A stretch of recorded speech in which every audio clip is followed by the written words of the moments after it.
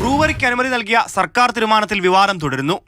ഡൽഹി മദ്യനയ കേസിൽ ഉൾപ്പെടെ ആരോപണം നേരിടുന്ന വ്യക്തികളുടെ ഉടമസ്ഥതയിലുള്ള ഒയാസിസ് കമ്പനിക്ക് തന്നെ അനുമതി നൽകിയതിലാണ് പ്രധാന വിമർശനം.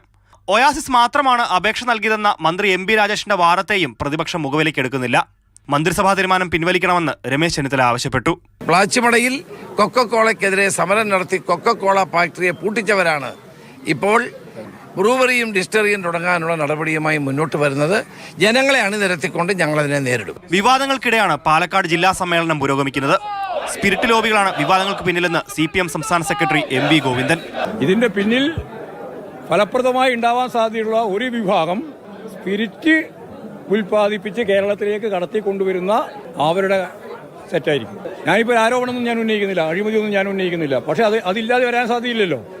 മദ്യനയവുമായി മുൻപോട്ട് പോകുമെന്ന് പാർട്ടി സെക്രട്ടറി ആവർത്തിക്കുമ്പോഴും മുന്നണിക്കുള്ളിൽ അതൃപ്തി പുകയുന്നുണ്ട്.